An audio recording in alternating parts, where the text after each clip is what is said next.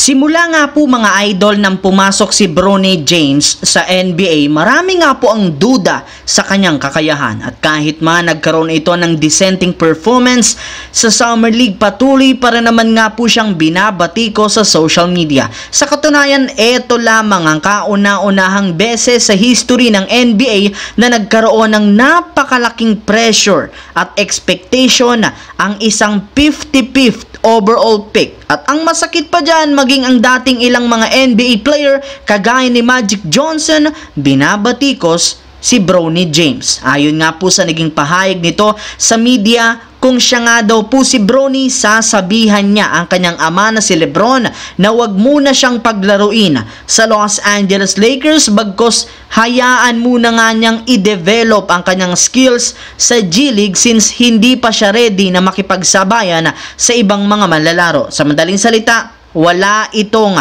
believe kay Bronny James at kailangan nga po nitong ipa-improve ang kanyang laro. Samantala, bago pa mag-umpisa ang training camp ng NBA next week, nagkaroon muna ng last minute trade ang Minnesota Timberwolves kung saan i-trade nga po nila si Karl Anthony Towns papunta sa New York Knicks kapalit sina Donte DiVincenzo, Julius Randle at isang future first round pick. At kasabay ng paglabas ng ganitong klaseng trade ngayong araw, marami nga po sa mga fans ang nadismaya gayong maling-mali nga daw ang ginawa ng dalawang kupunan.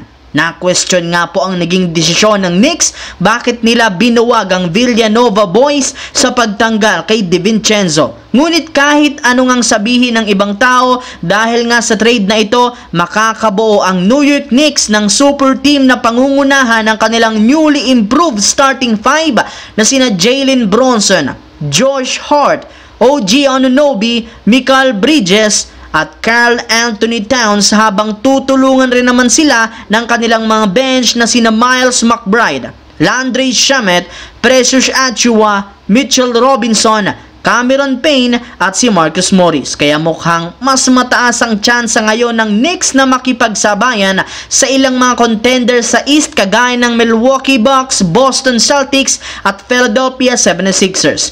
Bukod nga po sa mga Knicks fans, ikinadismaya rin naman ng ilang mga fans ng Timberwolves ang pagtanggal nila kay Karl Anthony Towns, gayong isa rin naman ito sa mga players na pinangunahan ng kanilang team patungo sa West Finals. Kaya ngayon nga pong wala na ito, isang malaking katanungan kung sino nga ba ang magiging second option nila sa opensa sunod kay Anthony Edwards. And speaking of Anthony Edwards, ayon nga po sa lumabas na balita, sobra nga itong nabigla sa pagkakatrade ng kanyang kakampi na si Towns papunta sa Knicks. Pero wala rin naman siya ditong magagawa kundi mag-focus sa bagong starting lineup kasama sina Mike Conley, Jaden McDaniels, Julius Randle at si Rudy Gobert. Bubuhin rin naman sila ang ilang mga bench player kagaya na Joe Ingles, Naz Reid, Nickeil Alexander-Walker, PJ Dozier at si Rob Dillingham. Sadyang may ilang mga analyst ang duda na sa talento ngayon at lineup ng Timberwolves.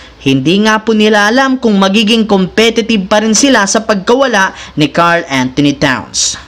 So yun lamang mga idol ang ating bagong video na ating pinag-usapan ngayon dito. Once again, this is your J-Zone TV. Huwag kalimutang mag-like, mag-subscribe, pindutin ang notification bell sa aking channel para lagi kayo maging updated sa mga videos na pinapalabas ko. Isang malaking shoutout sa lahat mga idol. Maraming salamat po.